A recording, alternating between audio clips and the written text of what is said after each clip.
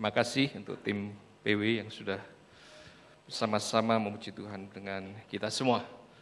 Selamat malam Bapak Saudara, Shalom.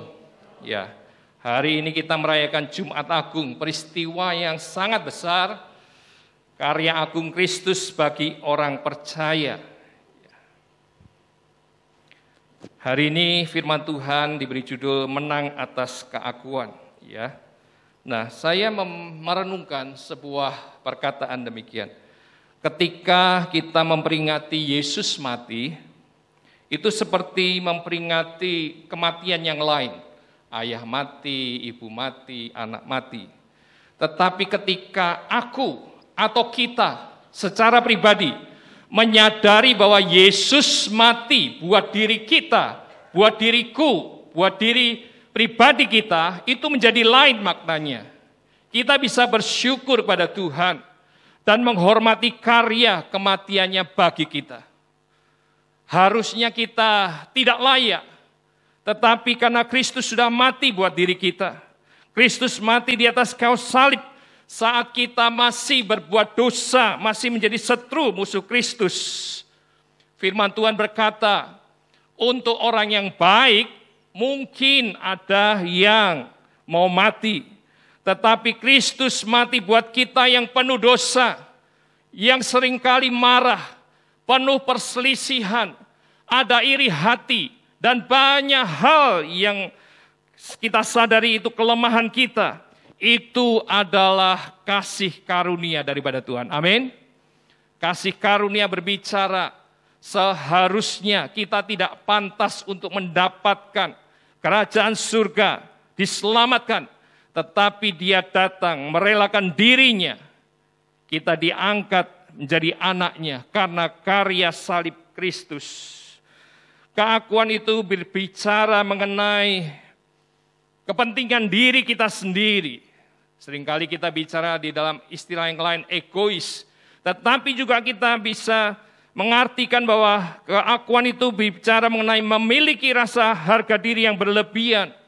Bicara tentang kesombongan. Ini adalah sebuah medan pertempuran yang setiap hari, setiap saat kita hadapi. Kita tahu itu tidak sesuai dengan firman Tuhan.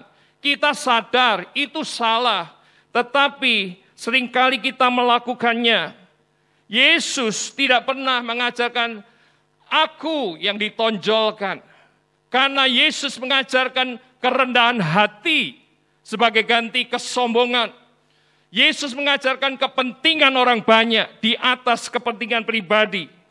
Mari di dalam momen Jumat Agung ini kita belajar bersama-sama dari peristiwa Yesus, dari penderitaannya sampai kematiannya di atas kayu salib. Kita merenungkan berapa hal. Yang pertama kita bisa merenungkan bagaimana kehendak Allah itu harusnya di atas kehendakku. Kehendak Allah di atas kehendakku. Yesus telah berkata kepada murid-muridnya 4 kali. Dia harus menderita dan mati di salib. Setelah itu mereka melakukan perjamuan malam. Setelah selesai, Yesus mengajak murid-muridnya ke Taman Getsemani. Lalu dia berdoa di sana. Dia mengucapkan, Bapa, kalau mungkin cawan ini lalu daripadaku. Dan kemudian dia lihat murid-muridnya sedang tertidur. Lalu ia pergi untuk kedua kalinya dan berdoa, katanya, ya Bapakku, jikalau cawan ini tidak mungkin lalu, kecuali apabila aku meminumnya, jadilah kehendakmu. Dan ketika ia kembali pula, ia mendapati mereka sedang tidur, sebab mata mereka sudah berat. Ia membiarkan mereka di situ lalu pergi dan berdoa untuk ketiga kalinya, dan mengucapkan doa itu juga. Yesus melewati pergumulan yang berat.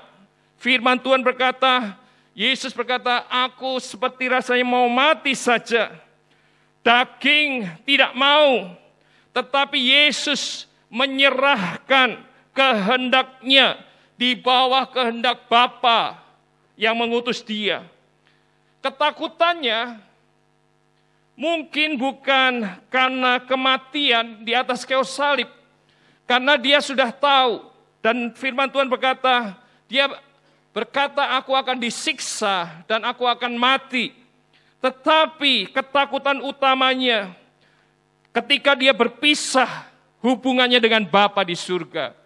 Ingat dengan peristiwa di mana Yesus di atas kayu salib berkata, Eli, Eli lama sabachthani. Bapakku, Bapakku, mengapa engkau meninggalkan aku? Sebuah peristiwa yang tidak diinginkan terjadi dalam kehidupan Yesus dan Bapanya. Bicara tentang kehendak Bapa, itulah yang Yesus lakukan, sehingga dia mau mati menebus dosa kita. Firman Tuhan adalah kehendak Allah untuk kita lakukan. Sekali lagi saya berkata, firman Tuhan adalah kehendak Allah untuk kita lakukan. Firman Tuhan mengajar kita untuk mematikan keinginan daging, keakuan kita, dan menuruti keinginan roh. Kita setiap kali bergumul setiap saat melawan keinginan daging dalam hidup kita. Tahu yang baik, tapi seringkali kita melakukan dosa. Firman Tuhan berkata, roh itu penurut, tetapi daging lemah. Firman Tuhan berkata, mengingatkan kita, maksudku ialah, hiduplah oleh roh, maka kamu tidak akan menuruti keinginan daging. Sebab keinginan daging berlawanan dengan keinginan roh, dan keinginan roh berlawanan dengan keinginan daging. Karena keduanya bertentangan, sehingga kamu setiap kali tidak melakukan apa yang kamu kehendaki. Bukankah itu yang sering kita lakukan? Keakuan kita lebih besar daripada keinginan roh. Keinginan kita, hawa nafsu kita, itu lebih besar daripada keinginan daripada roh. Galatia 5 ayat 19-23 berkata tentang perbuatan daging telah nyata, yaitu percabulan, kecemaran, hawa nafsu, penyembahan, berhala, sihir, perseteruan, perselisihan, iri hati, amarah, kepentingan diri sendiri, percideraan, roh pemecah, kedengkian, kemabukan, pesta pora, dan sebagainya. Terhadap semuanya itu kuperingatkan kamu, seperti yang telah kubuat dahulu, bahwa barang siapa melakukan hal-hal demikian, ia tidak akan mendapat bagian dalam kerajaan Allah. Keinginan daging inilah yang sering kali kita lakukan. Kita tahu ini salah, tapi kita tidak punya kemampuan untuk melakukannya. Seringkali kita melakukan hal ini meskipun kita tahu, padahal Tuhan mencari keinginan roh dalam kehidupan kita, buah roh di dalam kehidupan kita, yaitu kasih, sukacita, damai sejahtera, kesabaran, kemurahan, kebaikan, kesetiaan, kelemah lembutan, penguasaan diri. Tidak ada hukum yang menentang hal-hal itu. Inilah yang dicari Tuhan. Keakuan kita seringkali melakukan perbuatan daging. Padahal kita tahu apa yang baik. Hari ini biarlah bersama dengan Kristus yang sudah menebus dosa kita, mati di atas kayu salib, kita melakukan kehendak Bapa kita. Dia menyakiti aku. Mungkin kita bisa berkata demikian. Pilihannya apa? Kita maki-maki dia, atau kita mendoakan dia. Istriku menyakiti aku, suamiku menyakiti aku. Pilihannya apa? Bercerai. Tapi keinginan roh berkata, ampuni, berdamai, setia seumur hidup. Apa yang sudah disatukan Tuhan tidak boleh diceraikan oleh manusia. Dia berdosa. Pilihannya apa? Sebarkan ya, informasi ke banyak orang atau tegur ya, dan kemudian ampuni dia.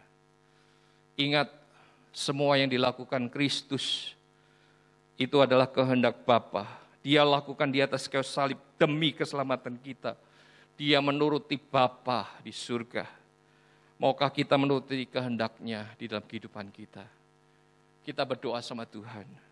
Ajar aku Tuhan untuk selalu hidup sesuai kehendak-Mu di dalam kehidupan ini. Kehendak Allah harus di atas kehendak pribadi kita.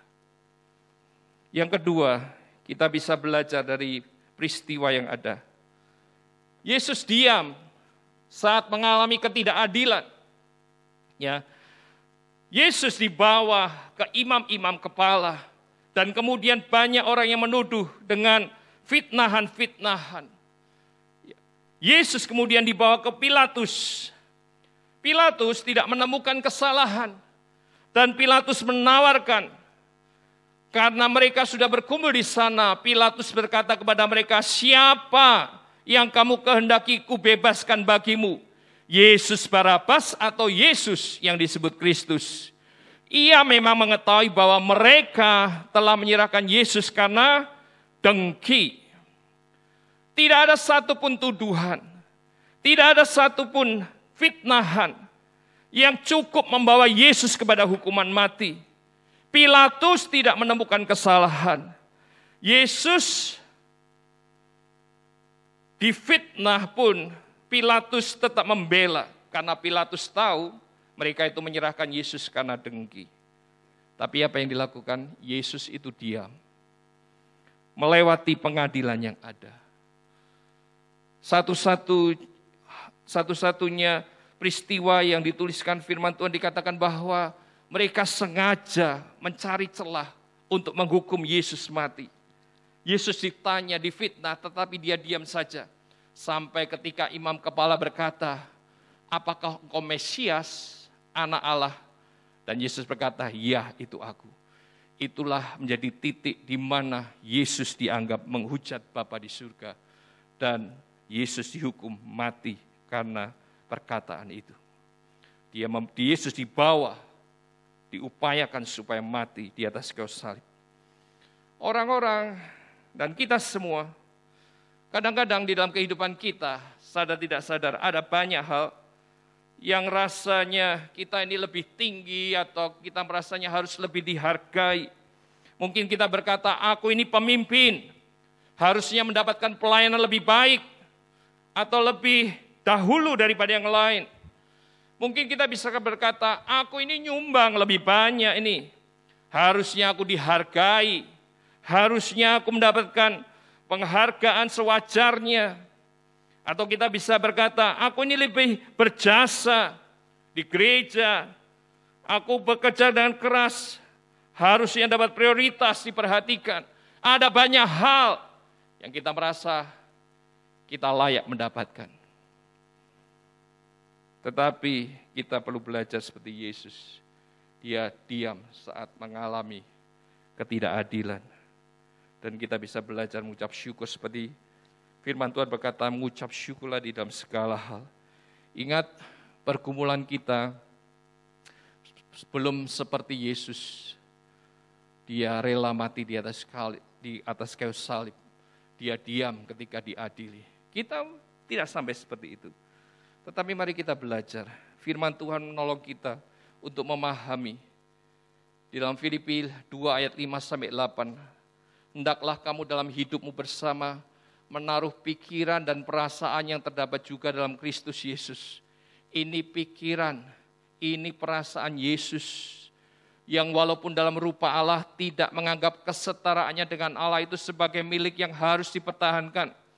Yesus setara dengan Bapa, tetapi dia tidak menganggap kesetaraan itu sebagai milik yang harus dipertahankan, melainkan telah mengosongkan dirinya sendiri dan mengambil rupa seorang hamba. Dari anak, kedudukannya setara dengan Bapa, dia mengosongkan diri, mengambil rupa sebagai seorang hamba dan menjadi sama dengan manusia. Dan dalam keadaan sebagai manusia, ia telah merendahkan dirinya dan taat sampai mati, bahkan mati di atas kayu salib. Bapak Ibu Saudara, suami istri, di dalam kehidupan sehari-hari, ya, atau anak-anak dengan orang tua, mungkin Anda punya pendapat yang benar, ya. Tapi kadang-kadang kita perlu diam juga. ya, membahas perbedaan, mengkritik, ya, seringkali memperlebar masalah. Tapi ketika kita diam, sampaikan pendapat Anda dan selebihnya diam, saya pikir itu salah satu cara kita meredam masalah yang ada dan kita bisa berdamai di sana. Suami istri adalah pendamping, bukan pesaing. Ya. Anak-anak, engkau adalah anak-anak yang dikasih orang tua. Ya. Kalau engkau merasa engkau sudah benar, ya, belajar berdiam diri. Engkau jelaskan dan tolong. Kemudian orang tua supaya mengerti apa yang engkau maksud. Satu kali saya didatangi seorang ibu dan meminta kami untuk menasihati suaminya. Ya, suami melayani dengan sungguh hati di banyak bidang dengan sungguh hati. Tetapi ternyata masih ada yang kurang. Dia kurang memperhatikan keluarga dianggapnya. Dan kemudian kami memutuskan untuk berbicara kepada bapak ini. Dan setelah kami berbicara dengan bapak ini, berapa waktu kemudian ada suara ya yang berkata bahwa ya sekarang aku tidak dipakai di pelayanan, aku tidak bayar per bulan maka tidak dikasih pelayanan, macam-macam, sehingga menimbulkan perasaan yang tidak nyaman di dalam hidup kami. Dan kemudian kami memutuskan untuk ketemu suami istri ini, untuk menjelaskan apa yang ada. Kami dengan kasih menjelaskan semua peristiwa dari awal sampai akhir. Tapi penjelasan kami pada akhirnya tetap tidak diterima. Ya. Dan kemudian kami dipanggil, ya, diberi nasihat oleh gembala. Om Julius berkata, mungkin ada baiknya engkau diam. Ya. Tidak semua yang kau katakan itu bisa dipahami mereka. Ya. Diamlah meskipun disalah mengerti. Dan saya mengambil ini sebagai pelajaran. Tidak selamanya ketika kita membela diri, membuat penjelasan, menenangkan hati banyak orang, belum tentu. Tetapi minimal di berdiam diri dapat membungkam perbantahan-perbantahan yang ada. Ya. Memenangkan perdebatan tidak membawa kita memiliki banyak teman, tetapi memperbanyak musuh yang ada. Yesus belajar berdiam diri. Dia merelakan dirinya untuk dihakimi dengan tidak adil. Dan maukah kita belajar? Salah satunya kita tidak harus membela diri. Saya percaya pembelaan kita asalnya daripada Tuhan. Amin. Banyak hal yang kita tidak bisa selesaikan, tetapi Tuhan sanggup menyelesaikan untuk kita semua. Hal yang ketiga yang kita bisa pelajari. Yang pertama adalah kehendak Allah di atas kehendak kita. Yang kedua adalah diam saat mengalami ketidakadilan. Dan yang ketiga kita belajar bagaimana pengampunan di tengah penderitaan. Pengampunan di tengah penderitaan. Ya. Ketika mereka sampai di tempat yang bernama Tengkorak, mereka menyalibkan Yesus di situ dan juga kedua orang penjahat itu, yang seorang di sebelah kanannya dan yang lain di sebelah kirinya. Yesus berkata, "Ya Bapa, ampunilah mereka, sebab mereka tidak tahu apa yang mereka perbuat." Dan mereka membuang undi untuk membagi pakaiannya. Ya. Yesus menderita karena kebencian dari imam-imam kepala dan ahli Taurat. Yesus dianggap mengacaukan tatanan agama Yahudi. Yesus dianggap menghina Allah Bapa dan menyatakan dirinya sebagai anak Allah. Yesus mengalami penderitaan. Yesus diperlakukan tidak adil. Dicari-cari kesalahannya dengan tujuan agar dia bisa dihukum mati.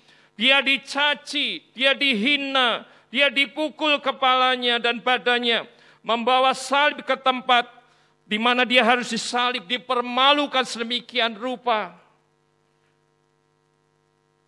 Tetapi di tengah-tengah kondisi yang ada, Yesus tetap bisa mengampuni. Dia berkata, "Ya Bapa, ampunilah mereka, sebab mereka tidak tahu apa yang mereka perbuat." Satu ungkapan kasih daripada Tuhan. Yesus mengampuni mereka. Kasih mengalahkan kebencian. Kasih mengalahkan kebencian. Hukuman salib adalah hukuman Romawi, ya, yang tidak dilakukan oleh bangsa Yahudi, tetapi sengaja dikenakan kepada Yesus oleh desakan daripada imam-imam ahli Taurat. Yesus tidak memberontak secara jasmani atau memberontak pada Romawi, tetapi memang dia harus melewati hal itu karena alasan-alasan desakan dari imam ahli Taurat. Tetapi lihatlah kasih Kristus, dia bisa mengampuni orang-orang yang membuat dia harus disalib. Belajar mengampuni bahkan saat kita harus menanggung penderitaan. Seorang hamba Tuhan, dia bersaksi satu kali dia pergi ke luar negeri. Hamba Tuhan ini punya usaha toko kain. Dan kemudian ternyata ketika dia ke luar negeri, banyak barang-barangnya yang hilang. Dan kemudian ketika dia pulang, dia doa sama Tuhan, Tuhan apa yang harus aku lakukan? Dan Tuhan tunjukkan beberapa kondisi di mana dia menemukan karyawan-karyawan yang tidak jujur. Dan dia marah, tetapi ketika di dalam doa itu Tuhan ingatkan dia, ya, engkau harus mengampuni orang ini. Ya. Dan dia lakukan hal itu. Tetapi di akhir kesaksiannya dia berkata, aku melakukan apa yang Tuhan suruh dalam hidupku. Aku kehilangan banyak, tapi orang yang itu akhirnya bisa diselamatkan. Sebuah pengorbanan yang besar, kehilangan yang besar. Tapi ketika dia mengampuni, orang itu diselamatkan bagi kerajaan surga. Kadang-kadang kita perlu melakukan hal ini. Bahkan ini satu hal yang mungkin tidak gampang dilakukan. Seringkali kita dengar, tetapi kita harus melangkah. Saat Jumat Agung ini mungkin kita perlu melangkah di dalam pengampunan terhadap orang-orang yang sudah merugikan kita. Suami istri mungkin ada yang tidak setia, anak-anak yang mungkin durhaka, karyawan-karyawan yang merugikan, dan banyak orang-orang yang mungkin ada di sekitar kita yang merugikan kita. Tetapi belajarlah kita mengampuni. Pengampunan di tengah penderitaan, itu membebaskan kita dari rasa kecewa, membebaskan kita dari sakit hati. Dan firman Tuhan berkata, kalau engkau mengampuni, dosamu juga diampuni oleh Bapa. Kesempatan di malam ini, biarlah kita meniru apa yang Tuhan lakukan dalam kehidupan kita. Mungkin bagi kita firman Tuhan yang kita bicarakan ini sepertinya tidak masuk akal. Dunia itu tidak mengajarkan seperti ini, ya. Mereka mengajarkan untuk menjadi orang yang berkuasa, mengajarkan untuk jadi pemenang. Kalau engkau disakiti, engkau harus balas. Kalau engkau merasa tidak nyaman, engkau harus berontak. Tapi Yesus mengajarkan hal yang lain. Yesus mengajarkan kita untuk melakukan kehendak Bapa di surga. Yesus mengajar untuk kita diam saat kita tidak mengalami ketidakadilan. Yesus mengajar kita pengampunan di tengah-tengah penderitaan kita. Sekarang apa yang kita kejar? Perkenanan manusiakah? Keakuan kitakah yang menonjol? Apakah perkenanan Bapa di surga? Biarlah ini jadi perenungan kita malam ini. Apa yang kita kejar? Biarlah kita semua mengejar hidup berkenan kepada Allah. Karena suatu kali semua orang, kita semua harus mempertanggungjawabkan kehidupan kita. Apa yang kita perbuat di dalam dunia ini. Selamat berjuang dengan pertolongan Roh Kudus untuk mengalahkan keakuan kita. Dan biarlah Tuhan dipermuliakan melalui kehidupan kita. Amin untuk firman Tuhan. Mari sebentar kita akan masuk di dalam perjamuan suci. Kita mempersiapkan hati kita. Kita Kita mengucap syukur pada Tuhan, Dia yang hadir di tengah-tengah kita. Kita bangkit berdiri bersama-sama Bapak Ibu Saudara.